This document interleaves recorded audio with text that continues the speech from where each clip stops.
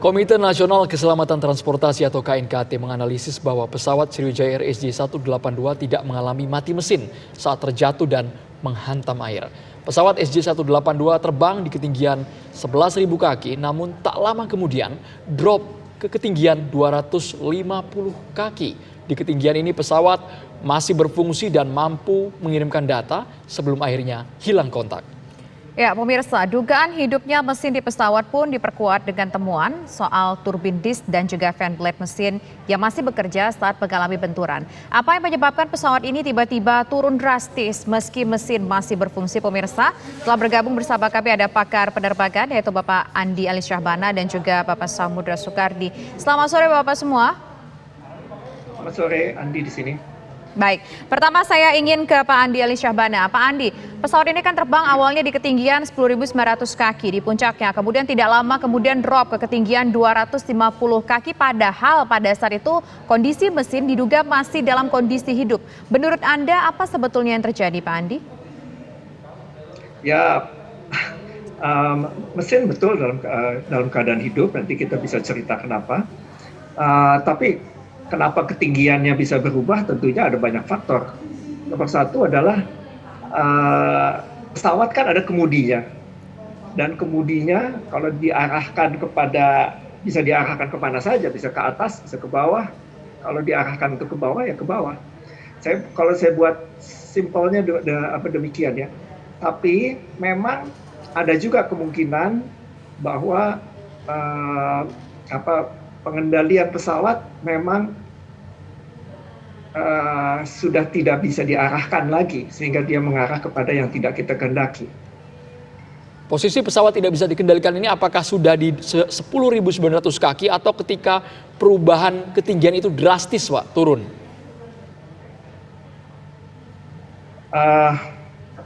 Saya cuman jujurnya untuk itu kita tidak cukup data ya.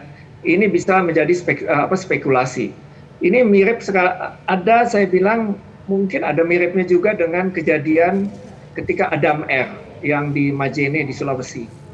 Itu juga mesinnya dalam keadaan hidup ya, tapi kan pesawatnya untuk a certain reason dengan satu masalah itu juga terbang menukik ke bawah dengan mesin yang masih menyala. Nah Pak, kemudian apakah ini berarti ketika turun begitu drastis ke ketinggian 250 kaki ini, pesawat ini bisa dikatakan kehilangan daya angkatnya atau bagaimana Pak? Sementara kan kalau mesin pada saat itu masih menyala.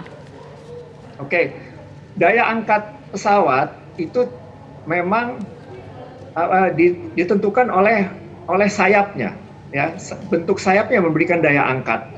Mesin itu hanya memberikan daya dorong. Jadi lalu ada lagi bagian ekor yang menentukan arah pesawat, kemudi daripada pesawat, pengendalian daripada pesawat. Itu tiga hal yang berbeda, ya, tiga hal yang berbeda. Kalaupun pesawat kehilangan daya dorong, dengan adanya sayap yang bisa memberikan daya lift, masih bisa melakukan gliding, alias turun perlahan-lahan, ya. Tapi dengan kemudi, itu pesawat bisa diarahkan ke atas, ke bawah, sampai selama masih ada kecepatan.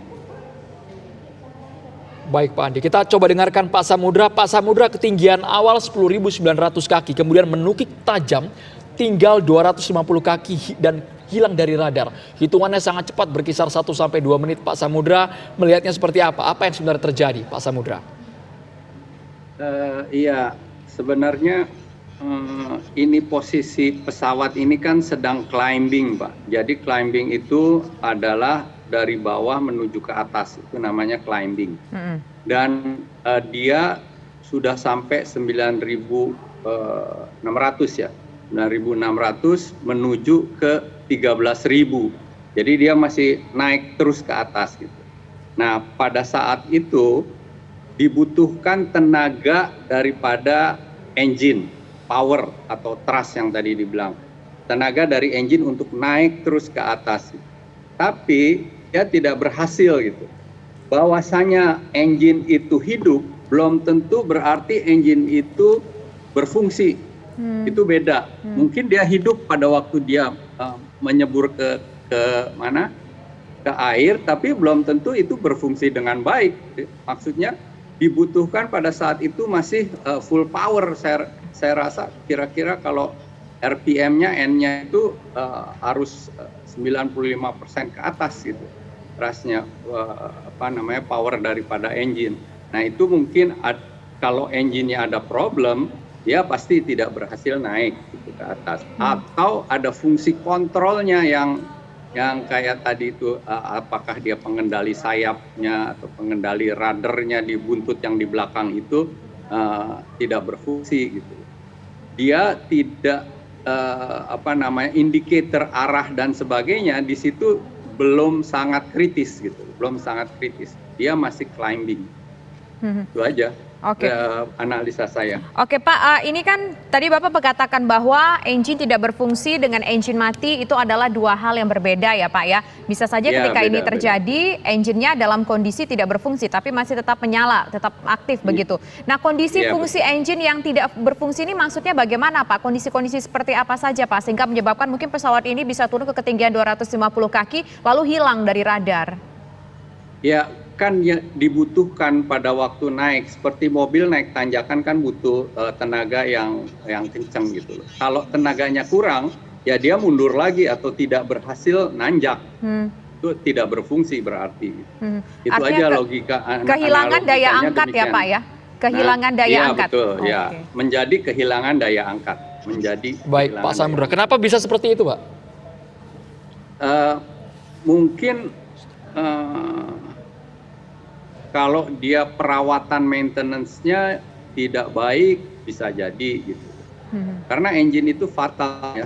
Apakah kan ini kemarin saya jelaskan bahwa di masa COVID ini dan udah sampai 1 tahun pesawat itu di-grounded. Seharusnya pada waktu melakukan grounded itu tidak terbang, dilakukan preserve gitu. Ada checklistnya bagaimana dia melakukannya dan setelah dia mau digunakan lagi ada checklist lagi gitu. Termasuk checklist menghidupkan engine atau mencoba engine yang namanya run up gitu. Dicoba dulu full power pada waktu statik gitu loh. Nah, sebelum dipakai benar-benar gitu. Nah, apakah ini dikerjakan atau tidak? Ini jadi masalah gitu loh. Karena kalau saya menganalisa kemajuan atau perkembangan dari Sriwijaya Air, ini Sriwijaya Air tuh di-maintain oleh GMF, tapi pada waktu dia lepas lagi dari Garuda, nggak tahu apakah terus continue sama GMF atau tidak gitu. Apakah listnya dijalankan atau tidak gitu. Nah ini yang harus dicek. Oke, baik sekarang saya ingin ke Pak Andi Ali Syahbana. Kalau kita mendengar apa yang disampaikan oleh Pak Laksamana Sukari tadi, ini pesawat sudah hampir 1 tahun di grounded.